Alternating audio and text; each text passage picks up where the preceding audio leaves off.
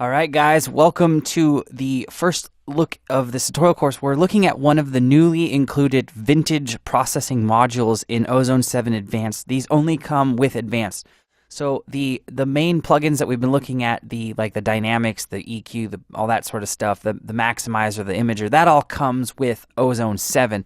But with Ozone 7 Advanced, you get a couple different features. You get to load up the individual components or modules of Ozone 7 individually on a track-by-track basis if you so choose, and that's what I've done here. And you also get some vintage emulations. So what I've done is I've bypassed actual Ozone 7 on this track that we've been looking at, and I've pulled up a Waves Pultec EQ, a Waves Pultec and another one. I want to talk about these equalizers real quick because basically what the Ozone 7 vintage EQ is it's a combination of these two EQs, and I have been loving this thing. So let's talk about the Pultec EQs. Pultec EQs are some of the most sought after, lusted after hardware EQs in the world of audio. They were, I believe they came out in the 50s, maybe 60s. I want to say 50s, so let's go with 50s. And they were two EQs, and they were kind of this idea that one of them affected the mid, the lows and highs, and the other one affected the mid. So you commonly see racks with both of them in it. So the EQ1A, the EQP1A, is Pultec's low frequency and high frequencies. So it only affects lows and highs, and you can see it right here, this Waves emulation. It has a low frequency and it has a high frequency, bandwidth, attenuation, boost, right?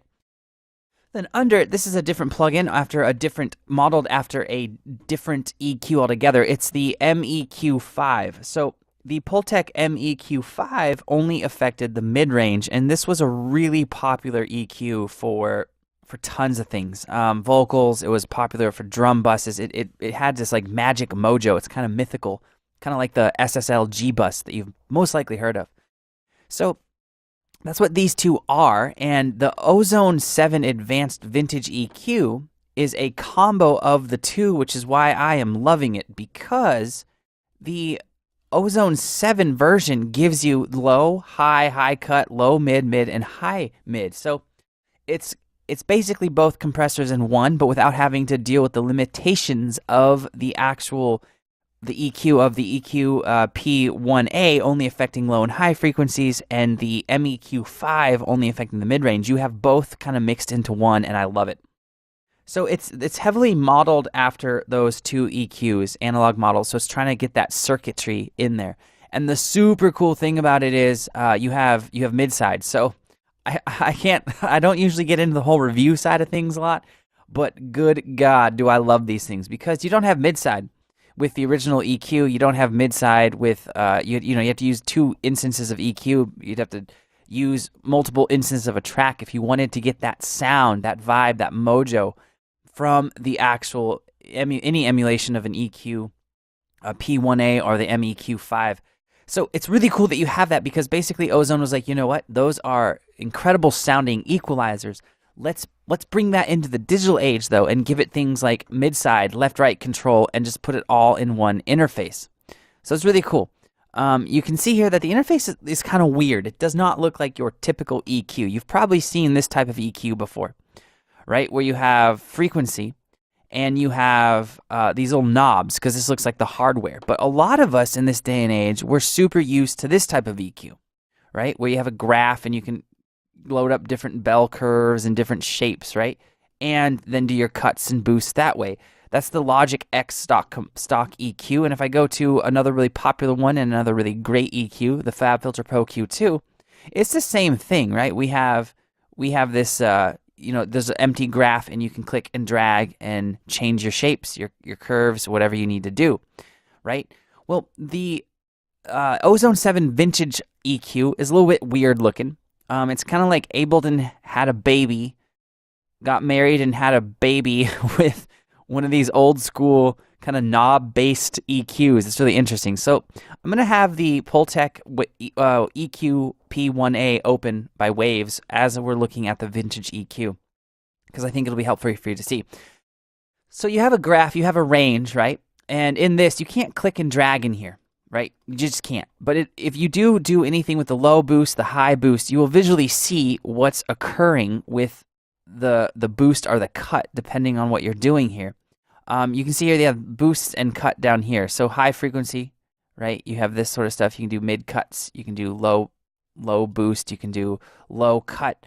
So each double clicking will return them each back to their default stage. So for instance, with the low boost, the low right here, you have boost and you have cut, right? With the high, you just have high boost up here. You also have a Q factor, but you also have high cut over here. So they've separated them. So it might look a little bit weird at first, but it's actually, once you get going, it's quite nice.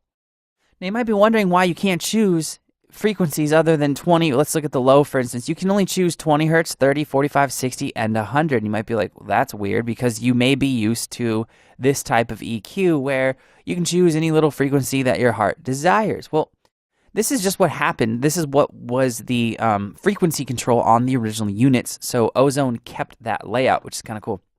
So for instance, if you go to the high frequency, it's 3, 4, 5, 8, 12.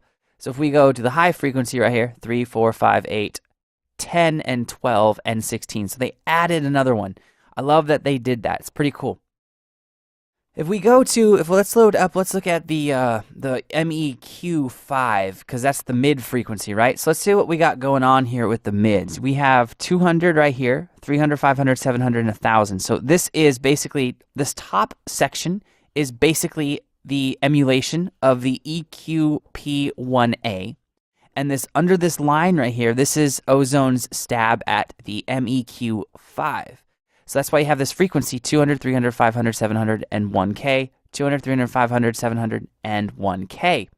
Okay, and then with the mid, you get 200, 300, 500, 700, right?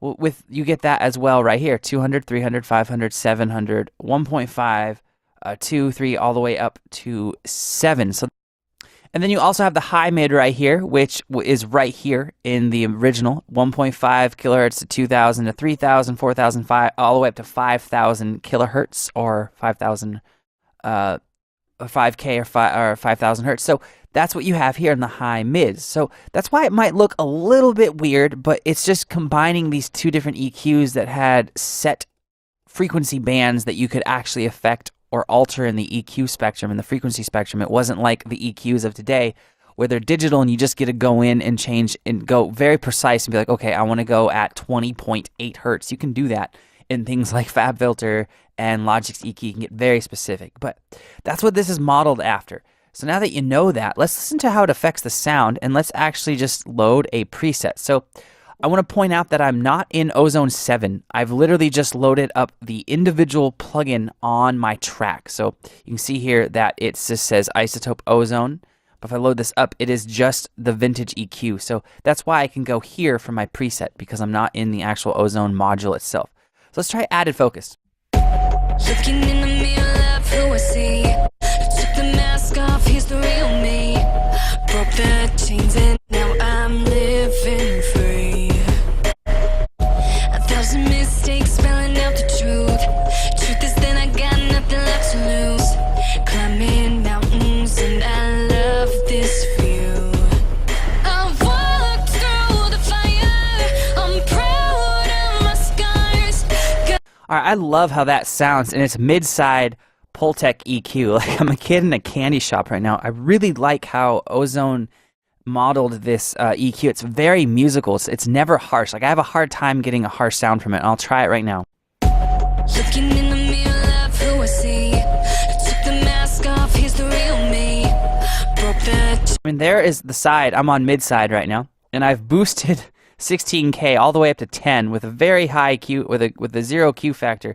And you can see here that this is a huge bump. If I did this in Logic's EQ, let's try to make a similar shape here. If I went to 16, we'll go to about 6. All right, so I made the similar EQ bump. So we're at about, this one needs to be at about 400 hertz to compare it with the vintage EQ.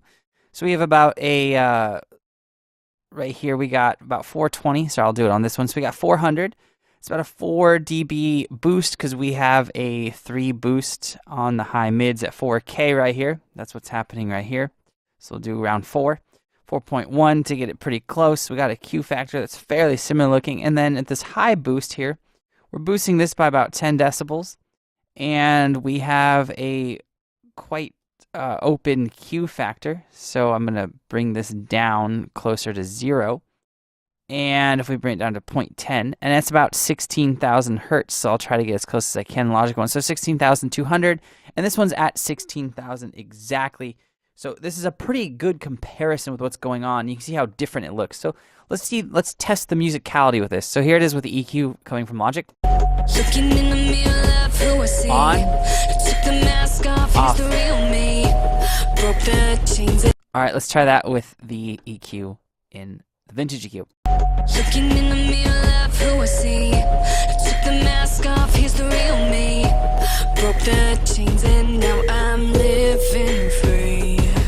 You can hear that this EQ, the vintage EQ, is more musical, and that's why I wanted to show you that. It's a very musical sounding EQ. It's very hard to actually get a terrible sound. I mean, this is kind of a weird boost anyway, right? I made something that wasn't incredibly, it's kind of a weird shape, but it sounds good. Looking in the mirror of who I see. Took the mask off, here's the real me. Broke the chains and now I'm living free. So I guess I would kind of characterize the key features of the vintage EQ as it's going to add this nice three-dimensional depth and warmth and color to your audio, which can really bring together a mix. Think about all the different plugins that exist out there that are modeled and emulations of hardware components. So you also get the mid-side processing, which is really cool for this style and this sound of EQ. So let's go through some of the controls now. You got the low frequency selection, which is just going to select the hertz that you're going to attenuate or boost, the boost or cut for that. And then this goes up to 10, and this goes down to 10. So if you wanted to roll off all the lows, Looking in the mirror of who I see. Took the mask off. that's how you can do it. So you can actually do typical EQ things like low passing and high passing on this EQ.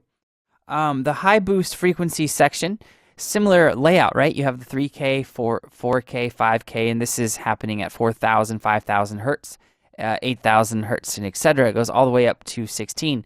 The boost goes up to a factor of 10, and so does the Q. So with a Q factor of 10, you can see it boosts up a little. So let's look at this on the low. So we'll do a low boost. We'll do it at about 45. Let's just do it at 100. And you can see here, the low cut, the cut and the boost, you don't get a Q factor. You just get the boost and cut. So the Q factor is kind of determined for you. Now the high Q you can affect a little. It's still not as, it's not like a EQ like the Fab Filter or the Logic one, but it's similar. Now moving over, you get the high frequency boost, which is going to, this is going to boost the frequencies. The high Q is going to determine the width or the factor of that boost. And then moving over here, you have the high cut, so it's separate, which I think is kind of cool because the high cut starts at 5K, goes to 10K to 20K. And again, just like the low cut, you don't get a Q factor. You can't set your Q. You just get the high cut amount and the frequency that you're rolling off at. All right, now moving down under that, you get for the mid-frequency controls, you get a low mid, which goes from 200 to 1K, and you just get a boost for this. And then you also get the mids, which there is overlap in the mids. You can see here the low mid starts at 200, goes all the way up to 1K. You also get the mid right here, so you can do the mid cutting if you want. That's what this whole section is for. So if I bump this up, this is just dependent on so if I take this down, I could mess around with this, right? It's only going to mess with the low mid that I choose over here for the boost. It's independent of what happens in this section. So the mid right here is just for cutting out the mids. And then you have your high mids, which you can apply boosts to. So you can't cut from the high mids, but that's okay because there's a good amount of crossover with the mids, this is just a cut, remember? So let's zero some of this stuff out so it looks a little bit more basic. All right, so let's say you wanted to boost a little bit of the highs at about 5K, right? Like there. And let's say you wanted to cut at about 7K, or let's just do 4K. You could apply a little cut as well, so you kind of get this nice ramp into it to kind of smooth things out. There's a lot of crossover frequencies from the mid to the high mid because the mid goes all the way up to 7K. It goes from 1.5K to 7K, 7,000 hertz, and the high mids go from 1.5 to 5K. So there's overlap. So that's why not every section has a boost and a cut. It's because there's overlaps with the frequency section or part of the frequency spectrum that precedes it or follows it. All right, so that is the vintage EQ in a nutshell. Quite basic if you've ever used an EQ. At first, this interface might look a little bit different, but if you think of it as individual little sections, it's pretty cool. It's pretty easy to use, and it sounds super musical, and I love it. All right, guys, I will see you in the next section.